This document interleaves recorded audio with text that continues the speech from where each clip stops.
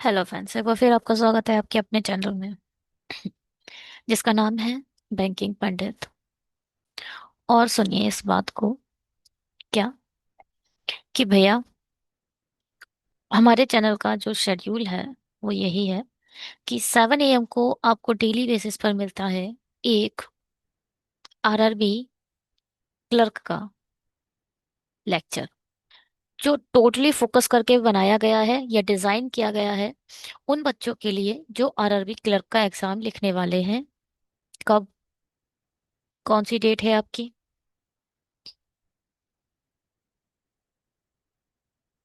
Date इधर mention नहीं है। अप्रोक्सीमेटली मुझे लगता है नवंबर में, दिसंबर में 2 3 10, 2 3 4 5 करके कुछ डेट आई है आप लोगों के एग्जामिनेशन की। ठीक है। और ये जो हम सिलेबस डिजाइन कर चुके हैं वो 95 डेज पहले से, 95 डेज रोड मैप हमने तैयार करा था। उसके बिहाफ पर ये डेली बेसिस को आपको 7 AM पर वीडियो मिली है। जिन भी बच्चों ने ये पूरी सीरीज बैंकिंग पंडित पर देखी होगी, जिसकी पर्टिकुलरली प्लेलिस्ट अलग अलग बनाई गई है, ठीक है, उनको बहुत हेल्प होगी जब आप एग्जाम में जाकर बैठकर एग्जाम दोगे। जब आप एग्जाम दे रहे होगे तो एक बार ही सही आपको बैंकिंग पंडित की याद जरूर आएगी। हाँ, वैसे तो एग्जाम में किसी की याद नहीं आती, है तो बड़ी अच्छी बात है। और मगर जब आप निकलोगे ना एग्जाम देकर, तब आपको रियलाइज होगा, अरे यार ये तो पूरा का पूरा पेपर ही बैंकिंग पंडित चैनल से आ गया। पूरा पेपर यहीं से उठकर आने वाला है। सीरियसली पढ़ लो, इस बार सिलेक्शन हो जाएगा। जिस दिन आपका प्री का रिजल्ट आएगा, आप मेंस क्वालिफाइड होगे, बस मेंस के भी सारे वीडियो देख डालना। मेंस की सीरीज चली रही है। एक चीज याद रखिएगा, जैसे कि कुछ बच्चे हैं जो अभी 6 मंथ पहले से ही शुरू कर रहे हैं, तो वो मेंस में अपना टाइम ज्यादा वेस्ट मत करिएगा प्लीज। ठीक है। मेंस में अपना टाइम वेस्ट करना मत अभी, अभी के लिए, वरना क्या फायदा कि आपका प्री होगा नहीं तो फिर पूरा मेंस पढ़ना बेकार हो जाएगा। मगर बिल्कुल, बिल्कुल ना भी मत पढ़ना। वन ऑफ द पर्सन है, देसी धमाका, नाम नहीं याद नहीं है, ऐसे करके उनका टाइटल है। वो मेंस का भी एक लेक्चर देख लेते हैं, जरूर देख लेते हैं वो मेंस का एक लेक्चर। और प्री का ज्यादा फोकस करते हैं। ठीक है। एक लेक्चर मेंस का जो 7 PM को आता है, वो बस देख लिया करो। A4 शीट उठाई, पेन उठाया, और उसमें जो भी पजल हो रही है, जो भी डीआई हो रही है, जो भी जो भी मिसलेनियस हो रहे हैं, जो भी अलग टॉपिक्स हो रहे हैं, उन्हें कर जरूर लिया करो। इनपुट आउटपुट बड़ा फेवरेट सब्जेक्ट है मेंस का। मेंस कभी भी प्री में आपको मशीन इनपुट आउटपुट नहीं मिलेगा। मेंस का एक टॉपिक है। अभी से देखो क्या क्या तरीके के पैटर्न होते हैं, किस तरीके से उसे बनाया जाता है। देखा जरूर करा करो मेंस का वीडियो, बिल्कुल भी स्किप करने की जरूरत नहीं है। मेंस, अब देखो इतना टाइम आप पढ़ चुके हो प्री का, कि प्री के कुछ नहीं तो कुछ, अगर 100% में से मैं 40% ही कहती हूँ, 40% कंसेप्ट सॉलिड हो चुके हैं आपके, हो चुके हैं। मगर अपना मेंस 0% बिल्कुल मत रखिएगा प्लीज। मेरे जितने भी बच्चे यहाँ पर देख रहे हो, मेंस को 0% मत रखिए। जो 7 PM को आपको डेली मिलेगी, डेली मिलेगी, अब वो सीरीज पूरी शेड्यूल हो चुकी है। पूरी 7 PM को जाया करो, जरूर उसको लगाया करो। और एक चीज, उसमें टाइम वेस्ट मैंने नहीं करना है, नहीं। ये नहीं है कि वीडियो को पॉज कर दिया खुद से ट्राई करो, जी नहीं, अभी आप उस कैपेबल नहीं हो कि मेंस का लगा पाओ। पूरा वीडियो पहले देख लिया, ठीक है। और साथ ही साथ पजल का, अगर कुछ नहीं, जैसे कि पजल आपकी आई स्क्रीन पर, तो ऐसा नहीं है 1 घंटे तक उस पजल को ही ट्राई करे जा रहे हो। ट्राई इसे कहते हैं कि टाइम वेस्ट। 5 मिनट, 7 मिनट लगा कर देखा, नहीं बना, वीडियो स्टार्ट करो, और मेरा जैसे बना रही हूँ वैसा फॉलो करो। ठीक है। एक एक घंटा वेस्ट करने की कोई जरूरत नहीं है कि पजल और डीआई में आप 1 घंटा वेस्ट कर दे रहे हो। क्या फायदा? मैंने कहा है मेंस को 0% मत रखो, मतलब थोड़ा पढ़ लो। टाइम वेस्ट बिल्कुल नहीं करना है। मेंस का टाइम वेस्ट करोगे, प्री में सिलेक्शन नहीं होगा, तो फिर वही है, बेकार हो जाएगा पूरा मेंस में टाइम वेस्ट करना। फोकसली प्री को दो। और मॉक, जो भी बंदा 95 डेज रोड मैप तैयार करके, जब फर्स्ट डे से कुछ लोग मेरे साथ ऐड हैं, हर एक वीडियो पे उन पे आपका कमेंट कमेंट लिखा होगा। वो जो बंदे हैं, अगर उन्होंने 95 मॉक लगाकर वो आरआरबी क्लर्क में जब जाएंगे, मुझे नहीं लगता उनका सिलेक्शन नहीं होगा। जो भी 95 मार्क लगाकर चला गया, उससे उसका सिलेक्शन कौन रोक सकेगा। कुछ कुछ आएंगे महारथी, वो सिर्फ 5 मॉक टेस्ट लगा कर आएंगे। कुछ आएगा, उन्होंने सिर्फ 2 ही मॉक लगाए होंगे। मॉक जो 95 डेज पहले से लगा रहा है, वो सेलेक्ट होगा। देख लेना तुम। चलो बहुत हो गया। 7 PM पर हमारा डेली बेसिस पर मेंस का एक लेक्चर मिलता है, टेलीग्राम को ज्वाइन कर लो, वहाँ PDF अभी तक के अपडेट कर दिए गए हैं। ठीक है। कोई भी क्वेरी है तो आप हमारे बैंकिंग पंडित चैनल पर रेज कर सकते हैं, ये है हमारी मेल ID। और एक सेकेंड, बहुत पहले ही आ चुका था ये तो स्क्रीन पर, होप्स कि आप लोगों ने बना भी लिया होगा। ये हमारा है PO का प्रीलिम्स, ये क्लर्क का प्रीलिम्स है। जो भी पर्सन ये पहला वीडियो देख रहा है, तो मैं उसको बता दूं, आपका बहुत डेटा ऑलरेडी छूट चुका है, आप उसे प्लीज कवर कर लीजिए। अर्थमेटिक की यहाँ पर सीरीज ऐड नहीं है क्योंकि हमारा सेट 1 है। ठीक है, प्लेलिस्ट अभी ऐड ही की जाएगी तो इसमें भी आ जाएगी। Mains level data interpretation for the clerk देखनी है तो जाकर देख लो। मेंस लेवल रीजनिंग देख लिए तो जाकर देख लो। 500 डेटा सीरीज यहाँ पर हमने शुरू करी है प्री के लिए, आप इसे देख लो। मुझे ऐसा लगता है 15 लेक्चर हो चुके हैं, 14-15 लेक्चर हो चुके हैं। एक लेक्चर में 3 DI करते हैं तो 45 DI आपकी छूट चुकी है।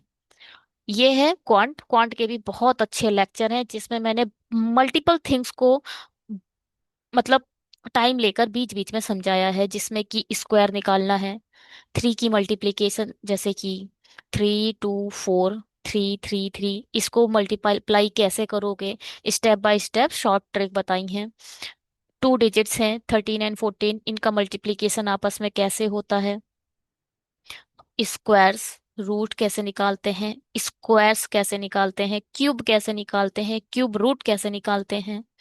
मल्टीपल चीजों को मैंने उसमें आप लोगों को बताया है, जाकर देख लो। बहुत अच्छी सीरीज है, स्पीड मैथ के लिए डिजाइन की गई है, जहां पर नंबर सीरीज और क्वाड्रेटिक इक्वेशन और सिंप्लीफिकेशन, बहुत बड़ा वेटेज है आरआरबी क्लर्क का। 15 नंबर का तो 15 से 20 नंबर का सिर्फ और सिर्फ सिंप्लीफिकेशन आने वाला है। 5 नंबर की क्वाड्रेटिक इक्वेशन आने वाली है। 5 नंबर का नंबर सीरीज आने वाला है। 25 नंबर सिर्फ ये वाली सीरीज से आएंगे तुम्हारे। बचे 15 नंबर, वो DI आ जाएगी। ठीक है, ये जरूर देख लेना क्वांट वाली। पजल, पजल हमारे 31 लेक्चर हो चुके हैं। एक लेक्चर में हम 5 पजल करते हैं, मतलब आपके 160, है ना, नहीं 155 पजल छूट चुकी हैं। आप जाकर देख लीजिए। PO का बहुत अच्छा सीरीज चल रहा है, आप इसको PO स्पेशली डिजाइन की गई है जो आने वाले, अभी देखिए RR, उसमें सिर्फ RRB PO नहीं है जो आप देखोगे मेंस की सीरीज। इसमें SBI clerk mains, IBPS clerk mains, NIACL mains, LIC, LIC का तो इजी सा रहेगा, और RRB PO मेंस, ये सब आएगा। ठीक है, टेलीग्राम से ज्वाइन होना है PDF के लिए तो इसको देख लो। इस पर क्लिक करो, जाकर ऐड हो, बहुत से PDF आप लोगों को मिल जाएंगे। टेलीग्राम में जाना, फाइल के सेक्शन में जाना, फाइल में जाकर देखेगा, बहुत अच्छे वीडियोस अब PDF वहां पर अपडेटेड है। ठीक है जी। चलिए जी, शुरू करते हैं आज का ये लेक्चर। टोटली अर्थमेटिक कंसेप्ट पर डिजाइन किया गया लेक्चर है।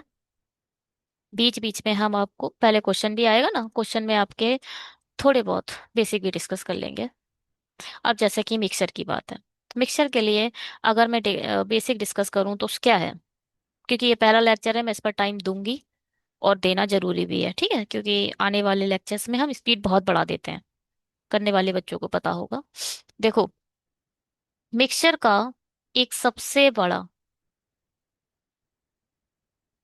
क्या है, कंसेप्ट ये कहता है, अगर कोई मिक्सचर है, ठीक है, और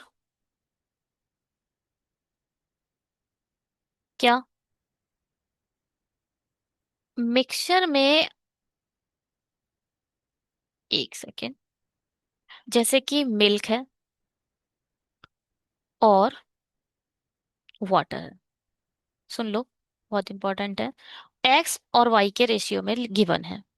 ठीक है, अब किसी ने बोल दिया कि हमने इसमें से कुछ मिल्क निकाल लिया, कुछ मिल्क निकाल लिया, ठीक है। तो रेशियो बताओ क्या होगा। जो रेशियो है, मिल्क निकला है, क्या निकला है, मिल्क निकला है, तो वाटर तो चेंज नहीं होगा, ये एक्स से जेड हो जाएगा। इस चीज को बस याद रखिएगा। क्या याद रखिएगा? अगर कोई मिक्सचर है, मिक्सचर में से किसी ने बोल दिया कि सिर्फ और सिर्फ कुछ मिल्क निकाल दिया उसने, तो आने वाला जो रेशियो होगा, ये वाई जो है इसे आपको सेम रखना है। हाँ, आपका मिल्क चेंज हो जाए, भाई निकला क्या है, मिल्क निकला है ना, तो वाटर के रेशियो में तो कोई चेंज आएगा नहीं। तो वाटर का जो रेशियो है वो सेम रखना है, मिल्क का रेशियो चेंज होगा। कुछ किसी ने बोल दिया इसी क्वेश्चन में रेशियो एक्स वाई है मिल्क और वाटर का, किसी ने बोला हमने कुछ वाटर ऐड कर दिया, मिश्रण में से कोई आ, आ, ऐसे करके लिखा होगा कि हमने कुछ केमिकल रिएक्शंस करे जिसके थ्रू, अब कोई मिश्रण है, कोई मिक्सचर है जिसमें मिल्क की भी है और वाटर भी है, तो कोई स्पेसिफिकली हाथ से तो निकाल नहीं देगा वो पानी को, है ना। कोई केमिकल रिएक्शन करनी पड़ेगी, केमिकल साइंस, मतलब केमिकल साइंस का यूज करना पड़ेगा, उसके बाद वाटर आएगा। तो इस तरीके से एक लाइन भी लिखी होगी कि केमिकल साइंस का यूज कर कर हमने वाटर निकाल दिया इस मिक्सचर में से, ठीक है। उसके बाद रेशियो क्या होगा, उसके बाद रेशियो गिवन है वो दे देगा एक रेशियो। आपको बस ये देखना है, क्योंकि वाटर निकला है, अगर उसने इस एक्स को चेंज करा होगा तो आपको इस एक्स को एक्स ही बनाना है, क्योंकि मिल्क में कोई चेंज नहीं आया है, चेंज आया है आपके वाटर में, क्योंकि उसने पानी निकाला है भैया। पानी निकाला है तो पानी में चेंज करना, मिल्क तो एज इट इज रहेगा, मिल्क में क्यों चेंज कर रहा है। अगर मिल्क में यहाँ चेंज हो गया तो इसे चेंज करना है तो सही करो। सपोज 4 और 7 का रेशियो था मिल्क और वाटर का, उसमें से किसी ने कुछ पानी निकाल लिया, कुछ पानी निकाल लिया, आने वाला रेशियो उसने 8:9 कर दिया।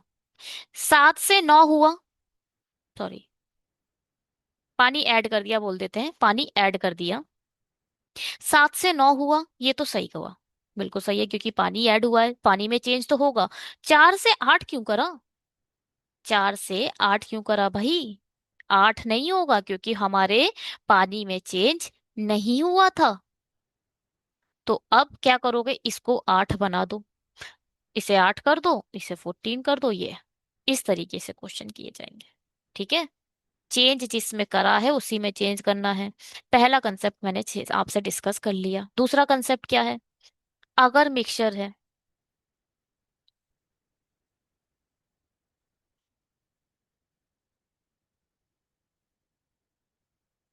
दूसरा कंसेप्ट क्या है कि कोई मिक्सचर है मिल्क और वाटर का, कोई रेशियो है जिसमें मिल्क और वाटर या कुछ भी आ जाए, ऐसा आएगा, रस होता है ना, संतरे का रस होता है और अनार का रस होता है, तो उस रस में क्या हुआ, उम, किसका, अनार का रस है और पानी है, इस तरीके से भी आएंगे, वो अलग है, मैं अभी सिर्फ मिल्क वाटर पर बता रही हूँ, कैसे क्वेश्चन क्वेश्चन आएंगे वो तो डिस्कस कर ही लेंगे इस सीरीज में। अगर मिल्क और वाटर का कोई रेशियो है, ठीक है, क्या है, X/Y है, तो ये एक मिक्सचर है, मिक्सचर सपोज 20 लीटर है, और इसमें से 5 लीटर मिक्सचर निकाल दिया गया। जो ये मिक्सचर है, अब ये 15 लीटर हो जाएगा, और 5 लीटर ये निकल चुका है, ये हो जाओ नहीं होगा। 20 लीटर का एक मिक्सचर है, इस रेशियो में है, XY के रेशियो में, और 5 लीटर इसने निकाल दिया। जो रह गया और जो निकाला, ध्यान से सुनना, कभी कभी होता है हम पढ़ते पढ़ते किसी दूसरी दुनिया में चले जाते हैं, लौट आओ। बहुत इंपॉर्टेंट चीज बता रही हूँ, पूरा मिक्सर एलिगेशन इसी पर काम करता है। एलिगेशन का तो छोड़ो, alligation is a totally different thing, हम सिर्फ मिक्सचर पर बात कर रहे हैं अभी, ठीक है। मिक्सचर क्या है, अब जो ये 5 लीटर निकाला और ये जो 15 लीटर रह गया, दोनों का रेशियो सेम ही रहेगा। क्या बात पता चली, जो मिक्सचर तुमने निकाला है उसका रेशियो भी वही रहेगा जो स्टार्टिंग में था, और जो मिक्सचर रह गया है उसका रेशियो भी सेम रहेगा। पता ये चलता है, किसी मिक्सचर में से कितना भी लीटर मिक्सचर निकाल दो, जो आपने लीटर मिक्सचर निकाला है उसका रेशियो भी सेम रेशियो में निकलेगा। क्या? मिल्क और वाटर सेम रेशियो में आएंगे, और जो मिक्सचर रह गया है उसमें भी मिल्क और वाटर सेम रेशियो में रहेंगे। X/Y, X/। बहुत इंपॉर्टेंट कंसेप्ट है, अभी देखो हम याद यूज करेंगे। एक ही क्वेश्चन है वैसे तो, हमारा ज्यादा कोई क्वेश्चन नहीं है, बट मैंने आपको बता दिया सारे क्वेश्चन। ठीक है, चलो। क्या बोल रहा है? A mixture 70 litre contains milk water in the ratio of 4:3। 70 litre के मिक्सचर में जो मिल्क और वाटर का रेशियो है वो 4:3 है। If 21 litre of the mixture taken out and replaced by a milk. क्या करा इसने? अलग चीज बोल दी है। इसने 21 लीटर मिक्सचर निकाल दिया, किस में से? 70 में से। 70 में से 21 लीटर मिक्सचर निकाल दिया। अब पूछ रहा है क्या, what is the ratio of a milk water in the final. तो इसमें हमें फाइनल रेशियो निकालना है, ये मिक्सचर निकालने के बाद। एक चीज और बोली है इसने, ये जो 21 लीटर है उसे किससे रिप्लेस कर दिया है? मिल्क से रिप्लेस कर दिया है। ठीक है। रिप्लेस नहीं करता तो रेशियो सेम ही रहता, मगर इसने रिप्लेसमेंट भी मारी है ना। इसने रिप्लेस भी करा है 21 लीटर से। कैसे करोगे इसे? देखो, रेशियो क्या है? 4 और 3 का रेशियो है। 21 रियल टोटल है, मिक्सचर है ना, रियल टोटल है। रेशियो तो इसका भी 4 और 3 ही रहेगा निकालते समय। ठीक है। मतलब रियल रियल टोटल 21, रेशियो का टोटल 4 और 3 7। मतलब क्या है? 3। एक की वैल्यू कितनी आ गई? 3। एक की वैल्यू कितनी आ गई? 3। कुल मिलाकर इसने 3 निकाला है और 3 ही डाल दिया है। डाला किस में है? 3 मिल्क में डाला है। तो मिल्क कितना हो जाएगा? 7 हो जाएगा, और वाटर सेम रहेगा। एक्चुअल रेशियो ये आएगा 7:3। ये रेशियो के फॉर्म में हमने इसे कम खत्म कर दिया। ठीक है, चलो बेसिक बताते हैं इसका। ये इतना ही क्वेश्चन है, जब आपकी बहुत क्या कहते हैं उसे, प्रैक्टिस हो जाएगी तो इतना सा ही क्वेश्चन है। अब ध्यान से सुनो। 70 का मिक्सचर है, 4:3 के रेशियो में है, मिल्क और वाटर का। 21 निकल गया, तो फाइनल रेशियो बताओ। अब ध्यान से सुनो। 21 निकल गया तो बचा कितना? 20 गया 50, एक गया 49। कुल मिलाकर 49 लीटर रह गया। 49 लीटर ही तो रह गया। 49 लीटर भी किसके रेशियो में होगा? 4:3। कितना भी लीटर निकाल दो, कितना भी लीटर छोड़ दो, रेशियो सेम ही रहना है। इसका भी रेशियो सेम ही रहा होगा जब निकला होगा, इसका भी रेशियो सेम रह जाएगा। एक्चुअल में अभी कितना है? रियल टोटल 49 है, रेशियो का टोटल 7 है। एक एक की वैल्यू कितनी आ गई? 7। 7 की मल्टीप्लाई 4 से करोगे 28, 7 की मल्टीप्लाई 3 से करोगे 21। ठीक है। ये मिल्क है, ये वाटर है। अभी मिल्क और वाटर का रियल वैल्यू 28 और 21 होगी। ठीक है। अब इसने क्या करा, ये जो 21 निकाला था वही 21 ऐड कर देगा ये मिल्क में। 21 ऐड करो तो कितना हो जाएगा? 29, 49। 49 हो जाएगा ना। 28 में इसने 21 ऐड कर दिया, मिल्क बदल दिया उसने, तो 28 ये 49 हो जाएगा, ये 21 हो जाएगा। सत्तू सत्तू 49, 7×3 21। फाइनल रेशियो कितना आएगा? Real ratio 4:3, final ratio 7:3। ये है बेसिक। मेंस में काम आते हैं बेसिक। प्री तो थोड़ा सा अलग चीजों से क्लियर होगा, क्योंकि pre is totally depend on the timing, mains is totally depend on your basic. हाँ, ये फैक्ट है, मान के चलना इसको। क्योंकि देखो जो इसमें आया ना, इसमें सिंपल सिंपल था, कुछ नहीं था। अब मेंस में क्या करेगा? X लीटर हटाएगा, वेरिएबल हटाएगा। और वेरिएबल का सॉल्यूशन सिर्फ आपके बेसिक के निकाल सकते हैं, वेरिएबल कोई शॉर्ट ट्रिक से नहीं निकलते।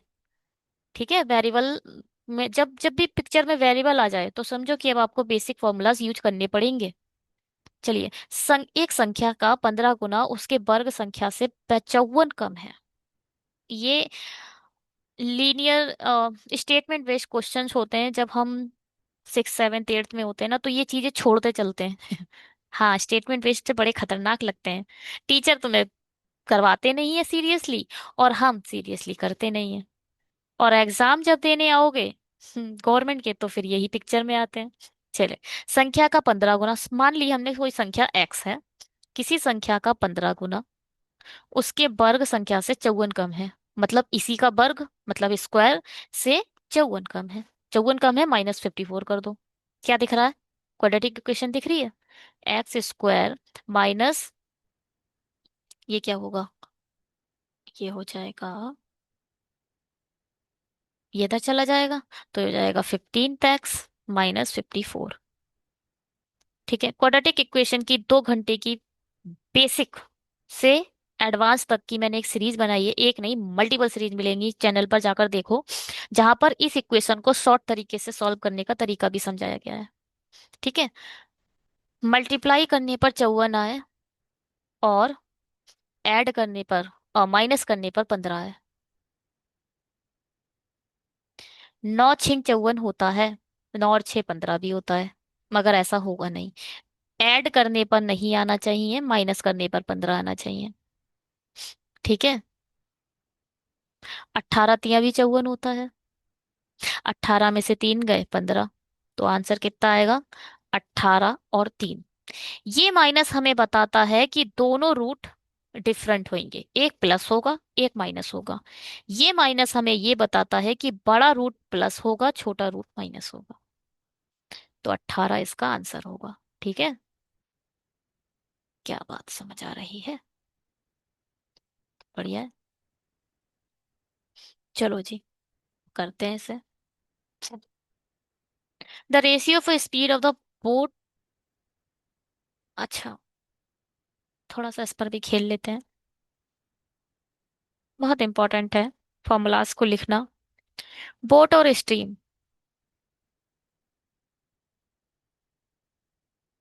या फिर नाव, धारा। ठीक है, अम धारा के, पहले तो धारा आती है, जिसे करंट भी बोला जाता है, फ्लो भी बोला जाता है। एक आता है नाव की चाल, जिसे स्पीड ऑफ बोट भी बोला जाएगा। एक आती है डाउन स्ट्रीम, जिसे क्या बोला जाता है? धारा के अनुकूल। कहते नहीं, ये मेरी परिस्थितियां बहुत अनुकूल हैं। अनुकूल है मतलब, मतलब ये वाली स्थिति, जब आप एकदम बिना स्पीड के अपने आप ही आपकी गाड़ी चलने लगे। धारा तो एक्चुअल में ऐसे चलेगी, है ना? बोट में पानी ऐसा होगा। अगर आप पानी की दिशा में बह रहे हैं, डाउन स्ट्रीम है, पानी की दिशा में बह रहे हैं, आपको कोई भी मेहनत नहीं करनी पड़ रही है। एक तो पानी भी उस दिशा में चल रहा है, आपकी नाव भी उस दिशा में चल रही है, आपकी परिस्थितियां बड़ी अनुकूल चल रही हैं, बड़ी अच्छी से चल रही हैं। इंग्लिश में इस चीज देखना, डाउन स्ट्रीम। जब आप डाउन, किसी किसी इंक्लाइन प्लेन पर जब चलते हैं, और नीचे किसी, कभी कभी रोड भी ऐसी बनी होती है, कभी कभी ऐसे ऊंचाई सी आ जाएगी, और फिर आप एकदम नीचे की तरफ चलने लगोगे, तो ये है डाउन स्ट्रीम। मजा आ रहा है ना? अपने आप बिना स्पीड के ही आपकी कार भागने लगेगी। ठीक है, हिंदी वाले से समझिएगा। धारा के अनुकूल, आपकी जिंदगी बड़ी अनुकूल है, आपकी नाव की, आप नाव में बैठे हो, धारा भी उसी दिशा में है, नाव भी उसी दिशा में है, और आपकी स्पीड बहुत तेज है। अब धारा के प्रतिकूल। अरे अरे अरे, पूरा चेंज कर दिया हमने तो।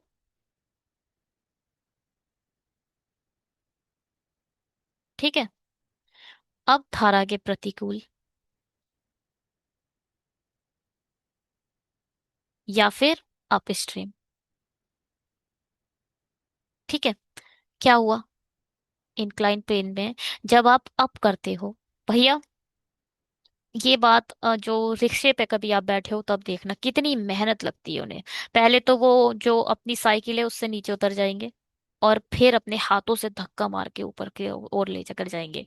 अब उसकी पूरी स्थितियां प्रतिकूल हो चुकी हैं, क्योंकि अब उन्हें अब चलना पड़ रहा है। ठीक है, ये वाली जो अप स्ट्रीम है। अब इसमें क्या पड़ा, आपको मेहनत ज्यादा करनी पड़ी।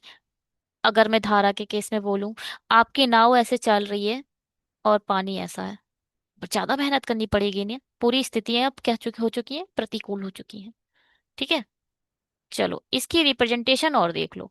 धारा को हमेशा CS से रिप्रेजेंट किया जाएगा, नाव को हमेशा BS से रिप्रेजेंट किया जाएगा, डाउन स्ट्रीम DS से रिप्रेजेंट की जाएगी, और अप स्ट्रीम UDBC, बस इतना याद रखो।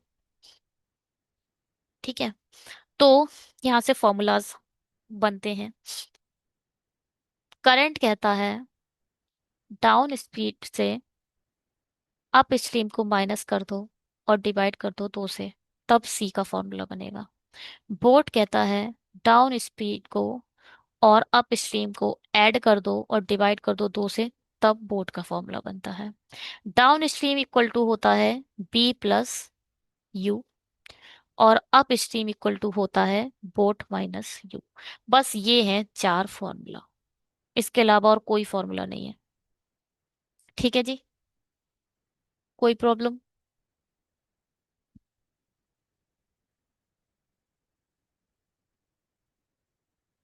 तो बस चलो पढ़ो, क्वेश्चन पे चलते हैं।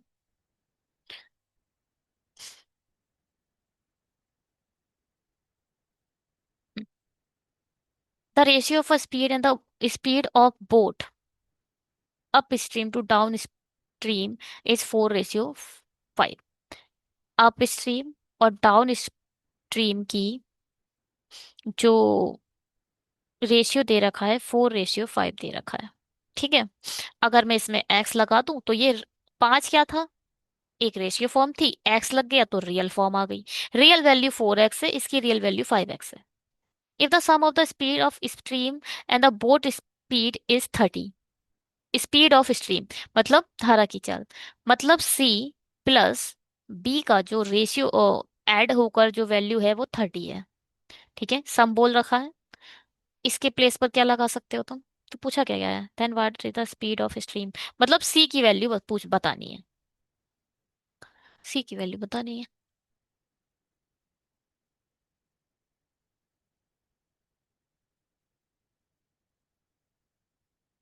ध्यान से सुनना।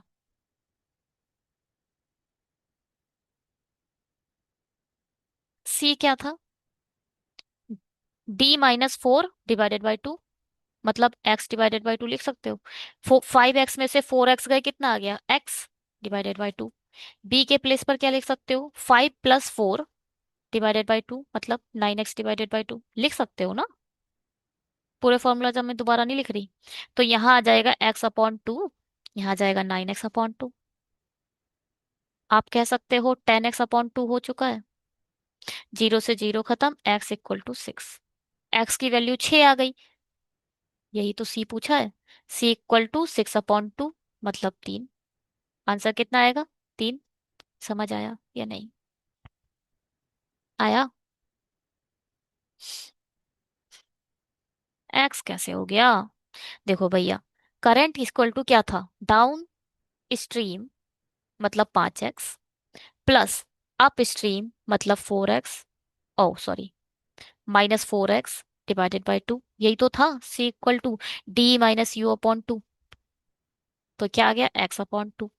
9 को देखो कैसे आएगा, 5x+4x/2, मतलब 9x/2। बस यही तो मैंने पुट कर दिया है। ठीक है जी, क्या क्या है इसमें, यदि बेलन की त्रिज्या और ऊंचाई के बीच का अंतर यह है तो बेलन का आयतन और क्षेत्रफल का वक्र प्रस्थ क्या है? टोटली डिपेंड, मेंसुरेशन बहुत इतना वास्ट है अपने आप में, कि जब आप इफ अगर आप SSC के स्टूडेंट हैं तो आपको 3 महीने लग जाते हैं इसको कवर करने में। मतलब मेंसुरेशन, ट्रिग्नोमेट्री, और क्या आता है, एक और आती है चीज, मेंसुरेशन और ट्रिग्नोमेट्री खत्म करने में ही बहुत टाइम लग जाता है, और एक और कंसेप्ट होता है, पता नहीं कौन सा, SSC में आता है, याद नहीं आ रहा मुझे, 12th में आपने पढ़ी होती है, तो बहुत टाइम लग जाता है। मगर बैंकिंग में ऐसा कुछ नहीं है। बैंकिंग में सभी के सभी क्वेश्चन फॉर्मूला बेस्ड आएंगे। एक बार हम डिस्कस कर लेंगे, आज तो बहुत टाइम चला जाएगा, अभी नहीं करूंगी। आने वाले वीडियोस में मैं क्या करूंगी, पूरे फॉर्मूलाज आपको लिखवा दूंगी। सारे फॉर्मूला जितने भी आते हैं, सारे फॉर्मूला अपनी कॉपी में लिखकर, या किसी दीवार पर अपने, या कोई वॉल हो ना तुम्हारे घर में, या फिर किसी डोर पर हो जहां आप पढ़ते हो स्पेसिफिकली, उस उसी जगह पर टांग देना उस फॉर्मूला को लिखकर हाथों से, बस। इतना ही होगा, इतने में ही पूरा सारे बैंकिंग एग्जाम, चाहे वो मेंस हो चाहे वो प्री हो, पूरे फॉर्मूला बेस्ड पर आते हैं। अब चलो बेलन के बारे में थोड़ी बात कर लेते हैं। बेलन क्या है? बेलन की पहले पहले तो इसे 3D बोला जाता है, 3D के फॉर्म में आता है ये जो होती है इसकी एच कहलाती है, और ये होती है आर। बट मैं भी एल नहीं बताऊंगी, सिर्फ आर और एच को याद रखो। ठीक। अब क्या होता है बेलन के केस में?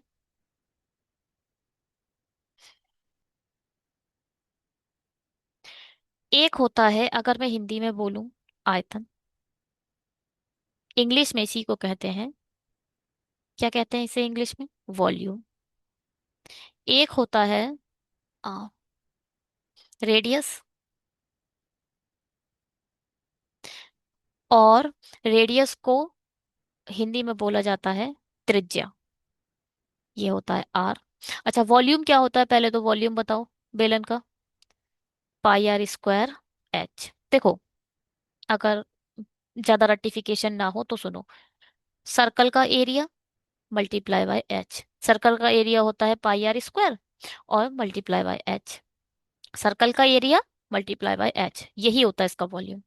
रेडियस, हाइट तो हो ही गई, जिसे ऊंचाई बोला जाएगा।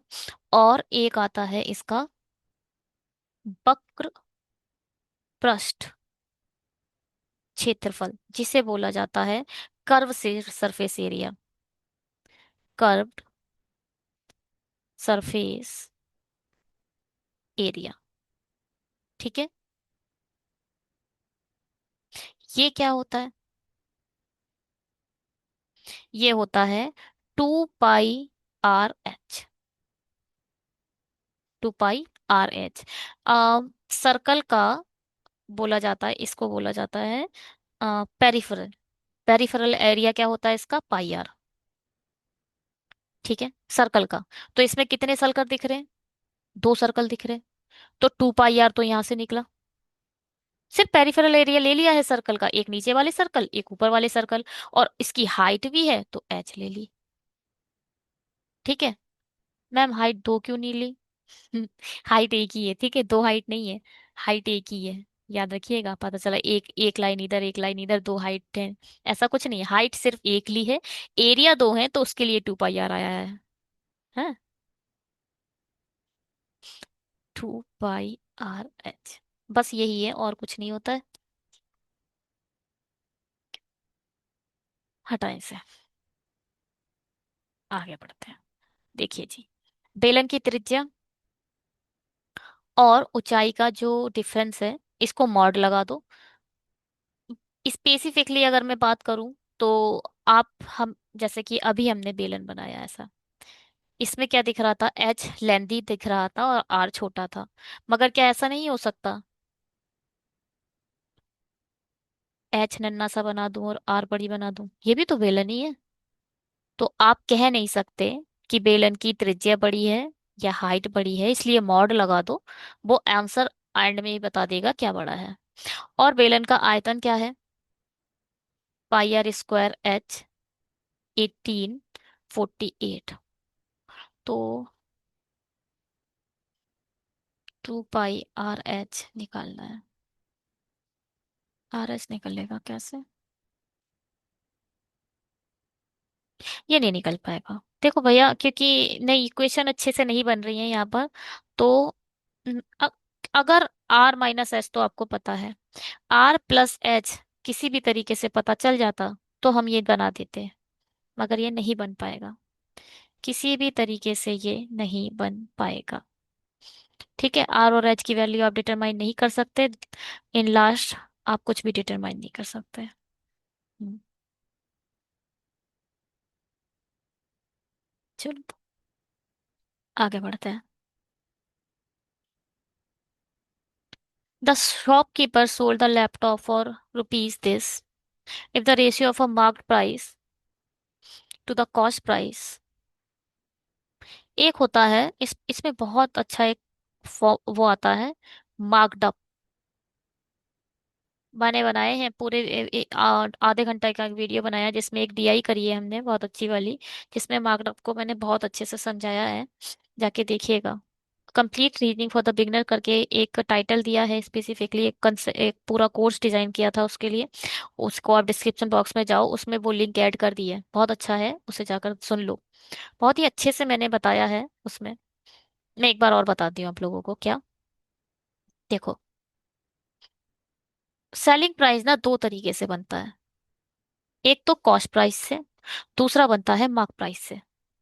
किसी भी चीज को आपने खरीदा, और जब भी आप सीपी एसपी और एमपी पर काम करा करो, तो अपने आप को शॉपकीपर बनाया करो। आप कस्टमर नहीं हो, आप शॉपकीपर हो। ठीक है। जब भी आप इस कंसेप्ट को पढ़ोगे तो आप कौन हो, शॉपकीपर हो। अब आप गए, आपकी दुकान है, दुकान में चीजें कहाँ से आती हैं, ऐसा थोड़ी प्रकट हो जाती हैं जैसा कि फिल्मों जैसे कि होता है, और जो कुछ नाटक कुछ सीरियल्स में कि प्रकट हो गई। प्रकट थोड़ी होती हैं, दुकान में भी चीजें खरीद कर ही लाते हो आप। जब आप जाते हो तो आप कस्टमर भी बनते हो, और जब लाते हो तो आप क्या, आप सेलर भी बनते हो। दोनों काम करता है एक शॉपकीपर। तो ये चीज, आपने कोई चीज खरीद ली, सपोज बैग, आपकी बैग की शॉप है, और आपने बैग खरीद लिया 150 में। 150 बाद में देखेंगे। ये है कॉस्ट प्राइस, मतलब इसे बोला जाता है हिंदी में क्रय मूल्य। जो चीज दुकानदार ने खरीद के लाया, फिर उस दुकानदार ने उसे कुछ प्रॉफिट, कभी कभी उसे प्रॉफिट पर बेचता है वो, कभी कभी वो लॉस पर भी बेचना पड़ जाता है। अच्छा, कोई दुकानदार है, चीज खरीद के लाया, वो लॉस में क्यों बेचेगा? ऐसा कभी सोचा है कि लॉस में क्यों होता है, कोई चीज क्यों लॉस में बिक जाती है, बेचनी पड़ जाती है? वैसे स्कूटी स्कूटी के केस में तो बहुत ज्यादा होगा। क्या, खरीद के लाए, कई साल उसे चलाया, फिर उसे कम दाम में बेच दिया, उसे लॉस भी नहीं कहेंगे। एक्चुअल लॉस बताओ, actual actual loss. Actual loss मैं बताती हूँ। जब आप मॉल में जाते हैं, आपने वो सुना है रिलायंस मॉल, या पहले वी मार्ट था, और क्या था पहले, बिग बाजार, उसे ही तो बना दिया गया है रिलायंस। हाँ। तो इसमें क्या होता है, खाने पीने की बहुत सी ये लोग स्टोर लगते हैं। जैसे ये लेकर आ गए कस्टर्ड पाउडर, और कस्टर्ड पाउडर 5 सालों से बिक ही नहीं रहा है। अब उस कस्टर्ड पाउडर पर चला दी सेल, जितने का है उससे भी कम रेट में उसे बेच दिया, अदरवाइज उसमें वो बेकार हो जाएगा। तो इसे एक्चुअल लॉस बोला जाएगा। ठीक है, ये एक्चुअल लॉस है कि कई सालों तक कोई चीज बिकी नहीं और उसे कम दामों में उसने बेच दिया। ठीक है। तो कोई एक कस्टमर, एक दुकानदार है, उसने कोई बैग खरीदा और उस बैग को लॉस पर बेचा या प्रॉफिट पर बेचा, तब वो बनता है सेलिंग प्राइस। अब मार्क प्राइस की सुनो। कोई इसे मार्क प्राइस भी बोलते हैं, और इसे प्राइस टैग भी बोलते हैं। ठीक है। और अंकित मूल्य, और इसको क्या बोला जाता है, विक्रय मूल्य।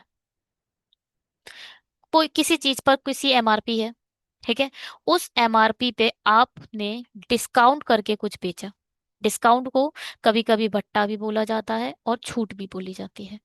आपने मार्क प्राइस पर कोई चीज कुछ डिस्काउंट पर बेच दी, वो भी सेलिंग प्राइस होता है। सेलिंग प्राइस दो तरीके का बीच में आता है, बीच की चीज है सेलिंग प्राइस। कॉस्ट प्राइस से भी सेलिंग प्राइस बनता है, और मार्क प्राइस से भी सेलिंग प्राइस बनता है। मार्क प्राइस पर आप डिस्काउंट देते हो, सेलिंग प्राइस पर प्रॉफिट मिलता है या फिर लॉस होता है।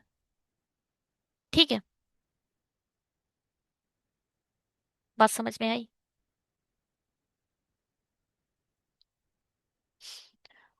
अगर मैंने बोला 100% की कोई चीज थी, 20% के प्रॉफिट पर बेच दी गई, ठीक है, तो ये कितना हो जाएगा, 120%। आपके पास 120% की वैल्यू गिवन है। सपोज ये वैल्यू गिवन है, कितनी है, 75। रियल वैल्यू 75 है, परसेंटाइल वैल्यू मैं बोलूँ तो 100%, 120% है। कॉस्ट प्राइस है। 100%। और सेलिंग प्राइस है 120%। क्या हुआ? 20% का प्रॉफिट हुआ। ठीक है। और 21, ये जो वैल्यू है 75 ही है। 75 सेलिंग प्राइस गिवन है। इसकी हेल्प से, 75 की हेल्प से आप सीपी निकाल सकते हो। जो 75 है वो क्या है? 120% की वैल्यू है। 100% निकाल दो। जीरो से जीरो खत्म। 12 लिया है मैंने। 12 7 84। एक काम करते हैं, इसे 84 ले लेते हैं। वैसे तो जो भी मन हो वो ले सकते हो आप। इसे 84 ले लेते हैं अभी तक, अभी के लिए। तो यहाँ पर ये 7 टाइम कट जाएगा, मतलब ये जो वैल्यू आएगी कितने की आ जाएगी? 70 आ जाएगी। ठीक है। चलिए, ये है सीपी, ये है एसपी, और ये है एमपी। कोई चीज 100% ही होगी, 100% एमआरपी थी, और 25% की छूट पर बेच दिया, और इसकी वैल्यू 75 है। कितने परसेंट की छूट पर बेचा है? 25% की। इसका मतलब जो ये वैल्यू है वो 85% की है। ठीक है, कितने परसेंट की है ये? 25% की, 75% की। मतलब जो 25 वैल्यू है वो किसकी है? 75% की वैल्यू है। 100% निकाल सकते हो। 75 से 75 खत्म, परसेंटाइल से परसेंटाइल खत्म। तो इसकी वैल्यू कितनी आ जाएगी? रियल वैल्यू 100 आ जाएगी। कुल मिलाकर आपके पास एमआरपी, डिस्काउंट कुछ भी है तो आप इन दोनों की हेल्प से रियल वैल्यू निकाल सकते हो। यही चीज अब देखो इसमें यूज होगी। The shopkeeper sold the laptop इतने रुपए। कुछ खरीद के लाया, कुछ सेलिंग प्राइस था, कुछ मार्क प्राइस था। सेलिंग प्राइस इसने कितने में बेच दिया? 42.50 में। ठीक है। If the ratio of a mark price to the cost price of laptop, mark price 5x है और कॉस्ट प्राइस 4x है, and he sold the laptop at the discount of rupees 15%। कितने परसेंट का इसने डिस्काउंट दिया है? 15% का। What is the cost price of the laptop? इसको निकालना है। ये पता चल जाए, ये अपने आप आ जाएगा। एक्स पता करना है हमें तो। एक्स मिल जाएगा तो दोनों निकल आएंगे। कैसे होगा ये? अब मैंने आपको बताया था, ये 100% है, और 15% की छूट के बाद इसका मतलब इसे 85% में बेच दिया। जो 85% है वही तो रियल वैल्यू ये है।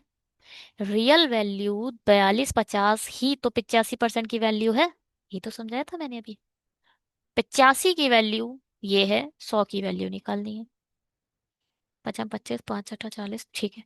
पूरे 5 टाइम चले जा रहा है ये। पूरे 5 टाइम चले जाएगा। कुल मिलाकर 100 जब आएगा तो 5,000। ये जो 100 है, 5,000 की वैल्यू आ गई। 5x की वैल्यू, 5,000 5 की वैल्यू है, 4 की निकाल दो, 4,000 आंसर। समझ आया? पहले बहुत टाइम दे चुकी थी मैं, अब इस बार क्या टाइम दूं मैं आपको? ठीक है। आया? समझ नहीं आया? चलो आ गया। राम से सैम की आयु का, चलो अब क्वेश्चन करते हैं, आगे का भी बेसिक बताएंगे। राम से सैम की आयु का जो रेशियो है वो 3:7 है। राम से सुनील की आयु का अनुपात, राम से, ये है सैम, और यहाँ आएगा सुनील। राम से सुनील की आयु का जो रेशियो है वो कितना है? 1:5 है। रेशियो, रियल रेशियो कैसे निकालोगे? यहाँ भी राम है, यहाँ भी राम है। अब राम को बीच में टांग दो। एक तरफ सुनील लिख दो और एक तरफ सैम लिख दो। जो कॉमन हो उसे हमेशा बीच में रखना चाहिए। राम से सैम का 1:7 है। राम से सुनील का जो रेशियो 1:5 है। ये एक इधर आ जाएगा। अरे नहीं, क्या कर रही हूँ मैं? यहाँ 3 आएगा। ये 3 इधर आ जाएगा, ठीक है, यहाँ 3 था ना। और ये एक इधर आ जाएगा। 5 3 15, 3 एकम 3, 7 एकम 7। ये एक्चुअल रेशियो आ चुका है सुनील, राम और सैम का। कौन सा? जब कुछ ना लिखा हो तो ये जो रेशियो है वो प्रेजेंट का लिखा है। ठीक है, मतलब वर्तमान का ये दे रखा है। रेशियो किस चीज का? एज का, इन सब की। यदि 4 वर्ष बाद राम, सैम और सुनील की आयु का औसत इतने वर्ष है तो सुनील की आयु ज्ञात कीजिए। अभी से 4 वर्ष बाद, यदि 4 वर्ष बाद जो एवरेज है वो इतना है, 3 से मल्टीप्लाई करके आप रियल वैल्यू निकाल सकते हो। 4 तियां 12, 5 तियां 15, 150 और 12, 162। 4 साल बाद, 4 साल बाद 162 थी इनकी एज। अगर मैं इस रेशियो को उठाकर यहां लाऊं तो रेशियो सेम नहीं रहता। ये बहुत बड़ा कंसेप्ट है एज का, या फिर रेशियो का। रेशियो को जब आप उठाकर दूसरे साल में या पहले ले जाओगे तो रेशियो चेंज हो जाएगा। रेशियो आप ऊपर नीचे नहीं कर सकते, मगर रियल वैल्यू को तो कर सकते हो चेंज। 4 साल बाद इतनी थी तो 4 साल पहले निकाल सकते हो। 4 साल पहले इन सब की एज 4 4 4 कम होगी, मतलब 12 कम होगा। 4 साल सुनील की कम होगी, 4 साल राम की कम होगी, 4 साल सैम की कम होगी। मतलब 12 साल कम करोगे आप 162 में से, 162 में से 12 कम करोगे 150 आ जाएगा। प्रेजेंट एज का जो सम होगा वो 150 होगा। रियल सम 150 है, रेशियो का सम 10 25 है। पूछा क्या है? Then what the age of the Sunil, Sunil की एक पूछी है, मतलब 15 की वैल्यू पूछी है। 15 छिंग 150 होता है, 15 छिंग 25 छिंग 150, 15 छिंग 90। ठीक है।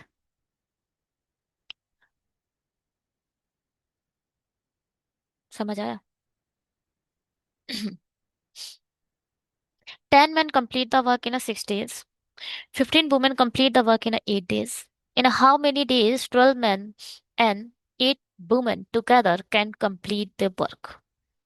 इसको आप खुद करोगे, ऐसा कुछ नहीं है। देखो, 10 मैन है, कंप्लीट द वर्क 6 दिन में काम कर देते हैं। मतलब एक दिन में 1/6 काम करते हैं ये, है ना? एक दिन में 1/6 काम करते हैं, तो एक मैन की इफिशियंसी क्या आएगी? एक मैन की इफिशियंसी क्या आएगी? काम मल्टीप्लाई बाय 10, एक 160, एक मैन की इफिशियंसी आ गई। ऐसे ही 15 वुमेन 8 दिन में काम करती हैं, मतलब एक काम 8 दिन में करती हैं, तो पूरा काम 1/8 है ना? 1/8 काम करती हैं एक दिन में। तो एक वुमेन की इफिशियंसी क्या आएगी? 1/8 मल्टीप्लाई बाय 15, 15 8 जा 120। एक दिन की इफिशियंसी ये आ गई, एक दिन की इफिशियंसी ये आ गई। आप यहाँ से टोटल वर्क निकाल सकते हो। टोटल वर्क सपोज आपने 120 मान लिया, तो इसकी एक एक मैन की इफिशियंसी, एक वुमेन की इफिशियंसी, एक मैन की इफिशियंसी कितनी आई? 2। एक वुमेन की इफिशियंसी कितनी आई? 1। 12 मैन 8 वुमेन कितने दिनों में, हाउ मेनी डेज, काम करेंगे कितना? 120। टोटल काम तो यही है बस। एक मैन की इफिशियंसी कितनी है? 2। एक वुमन की इफिशियंसी कितनी है? 1। ये है क्या? Days, number of days 120। 120 नीचे आ जाए? नहीं। एक्स की वैल्यू निकालनी है।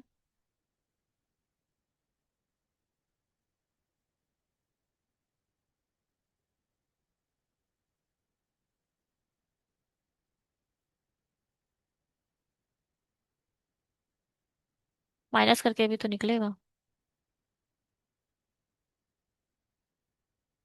चलो, तो एक्स की वैल्यू कैसे निकलेगी? माइनस करो इसे। 120 डिवाइडेड बाय 12 2 जा 24 और 8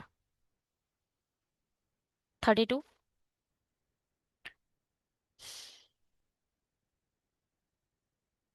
8 चौक 32, 8 एकम 8, 8 पंजे 40। मतलब 4 दूनी 4 तियां 12, 2/4। 3 2, 4 तियां 12, 12 3 15 होता है। अच्छा, यहाँ आएगा 3, 3 3 4। ठीक है। बात समझ में आ रही है? चलो जी, बड़ी अच्छी बातें आ रही है तो।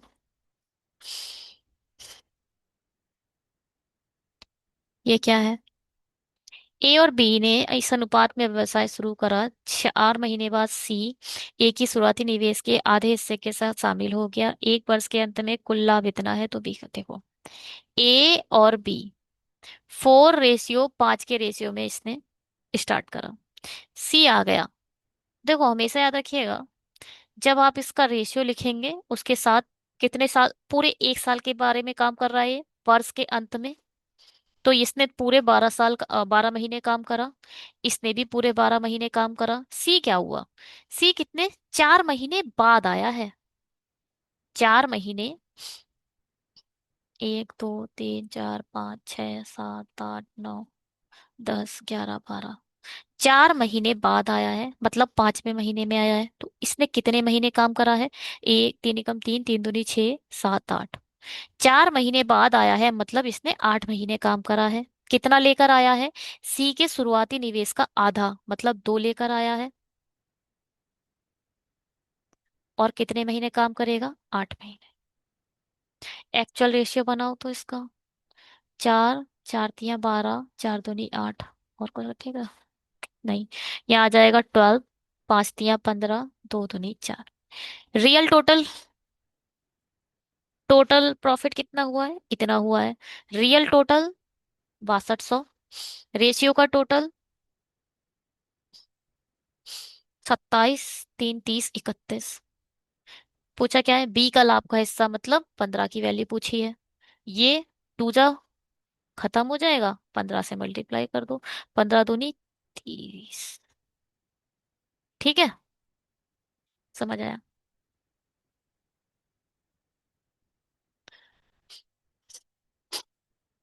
समझ आया या नहीं?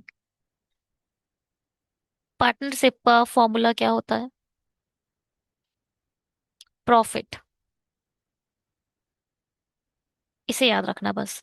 इन investment multiply by time divided by profit equal to investment multiply by time divided by profit. Profit हमेशा अपॉन में आएगा। ठीक है, या फिर प्रॉफिट अपॉन इन्वेस्टमेंट कर लो। इस तरीके से इक्वेशन बनाई जाती है। प्रॉफिट डायरेक्टली, डायरेक्टली तो नहीं है, इनडायरेक्टली है।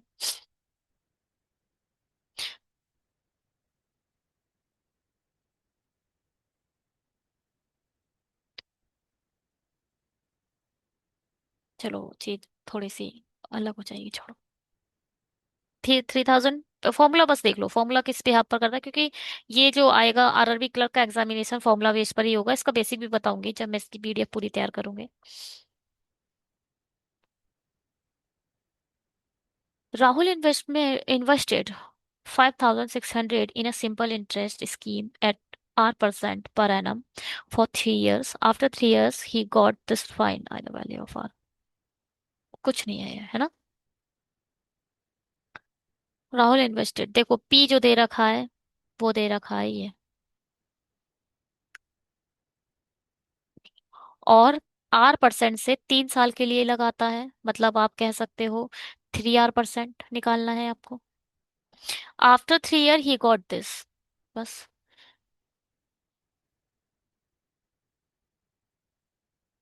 3R% क्या है? अगर मैं अमाउंट बताऊं तो क्या दे रखा है? ये दे रखा है। देखो एक तरीका ये भी है, 5600 का इतना परसेंट निकाल दो, उसके बाद ही ये बनेगा। ये 5 है ना? 5600 का इतना परसेंट बनाओगे और ऐड कर दोगे किसमें? पहले ये निकालोगे तो इससे आर निकल आएगा,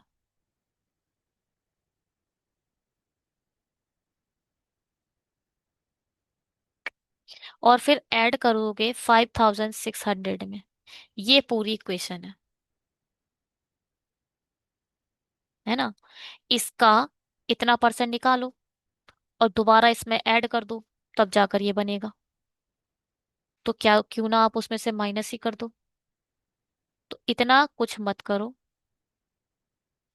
कुछ समझ में आ रहा है क्या बोल रही हूँ मैं, क्या नहीं बोल रही हूँ? कुछ समझ में आ रहा है, नहीं आ रहा है? ये है प्रिंसिपल। प्रिंसिपल का इंटरेस्ट निकालोगे और दोबारा प्रिंसिपल में ऐड कर दोगे, वही तो बनता है आपका amount. Principal plus interest equal to amount होता है, नहीं होता है? होता है। यही प्रिंसिपल है। प्रिंसिपल इतना लिख दिया था मैंने। प्रिंसिपल का 3R% निकालोगे, वही इसका ये हो जाएगा। ये एक फॉर्मूला है, इससे भी हो सकता है। इसमें से ये माइनस, अब एक्चुअल में क्या करना है तुम्हें, इसमें से ये माइनस कर दो और उसको 3R% के इक्वल रख दो। 3R% equal to what? 76। 56 minus करोगे तो 16 तो रह ही जाएगा, और क्या रह जाएगा? 20। बस R% निकाल दो यहाँ से। 3 छंग 18, 3 सत्ते 21, 3 दूनी 6। ये आ गया R%। 672। 600 का कितना परसेंट है? 6 दूनी 12, 6 पंजे 30। नहीं नहीं। चलो, 56 किसके टेबल में आता है? 14 4 जा 56।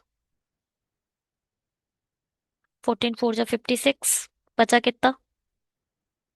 4 7 4 11। 14 8 जा 112। 4 एकम 4, 4 दूनी 8। मतलब 12% आंसर। क्या कर दिया ये? आप ऐसे भी कर सकते हो उसे। क्या?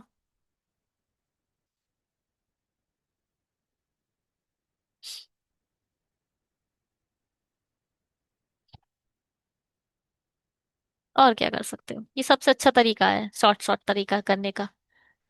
माइनस करके निकाल दो और उसको परसेंटाइल निकाल दो। चलो, 12%। ये देखो, एक कक्षा का औसत, एक कक्षा मतलब क्लास का औसत इतना है, टोटल क्लास का। और कक्षा के लड़कों का औसत इतना है। यदि कक्षा में कुल विद्यार्थियों की संख्या इतनी है तथा कक्षा में लड़कों की संख्या इतनी है, तो लड़कियों का औसत भार होगा।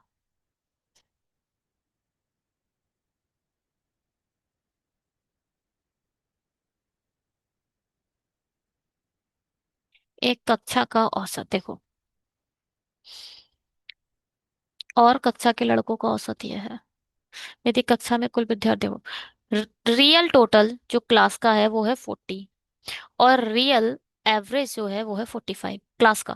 पूरी टोटल क्लास की बारे में बात कर रही है। टोटल क्लास, टोटल क्लास की जो वैल्यू है वो ये है। टोटल क्लास में नंबर ऑफ स्टूडेंट 40 है, और इनका एवरेज 45 है। आप टोटल वेट निकाल सकते हो क्लास का। 45 चौक 180। 45 दूनी 90, 9 दूनी 18, 180। रियल टोटल क्लास का टोटल वेट इतना है।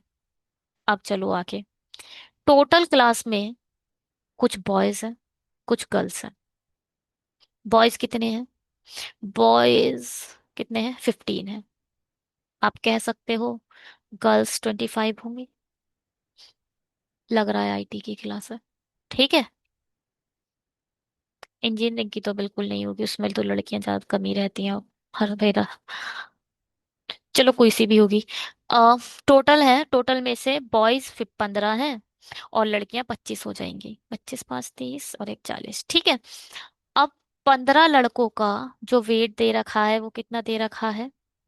48। एक एवरेज वेट दे रखा है 48। 15 की मल्टीप्लाई करोगे तो टोटल आएगा। इसकी मल्टीप्लाई कैसे करोगे? इसको आधा डबल कर दो, इसको आधा कर दो। 3 चौक 12, 15 चौक 60 कर दो तो भी हो जाता। या फिर इसको एक चौथाई कर दो, 15 चौके 60, इसको 4 से मल्टीप्लाई कर दो। 12 6 जा 72। कुल मिलाकर 720 वेट सिर्फ बॉयज का आ चुका है। 720, इसमें से जब माइनस करोगे तो गर्ल्स का वेट आ जाएगा। कितना आएगा? 1080। आ गया ना? गर्ल्स का टोटल वेट कितना है? देखो, टोटल गर्ल्स की वैल्यू तो तुम्हें पता नहीं है। एव उनका आई मीन उनका एवरेज वेट तो पता नहीं है, एवरेज वेट ही तो पूछा है लड़कियों का। एवरेज वेट लड़कियों का पता नहीं है, मगर टोटल वेट पता है। टोटल लड़कियों की संख्या 25 है। एक्स इक्वल टू 1,000, क्या पॉइंट, हाँ पॉइंट में आंसर आएगा, डिवाइडेड बाय 25। ये आ जाएगा एवरेज वेट लड़कियों का। निकालो भैया। 25 चौक 100। 25 दूनी 25 तिया 75। ये है आंसर। 43.2। ठीक है जी, नहीं आई समझ में बात? आ गई। बड़ा अच्छे से ग्राफ बनाकर बताया मैंने। अरे चलो जी, thank you so much videos को देखने के लिए। अगर आपको हमारा ये चैनल अच्छा लगा, आपको अगर हमारा ये वीडियो अच्छा लगा, तो प्लीज ज्यादा से ज्यादा शेयर कीजिए। अब आपको अल्टरनेटिव डेज पर ये भी मिलेगा, देखो हमने जो शेड्यूल मिल करा है अपना ये 7 PM का भी, कुछ आगे के दिन में जो आप मिलेगा वो पता है कैसे मिलेगा आपको, मैं बताती हूँ। ध्यान से सुनिएगा। कुछ एक पर्सन ने बोला था, मैम आप ना पूरे वीक का शेड्यूल डिस्कस कर लिया करो। तो उन्हीं के लिए है ये। देखो, सबसे पहले आपको आज जैसे कि अर्थमेटिक से शुरू कर ले।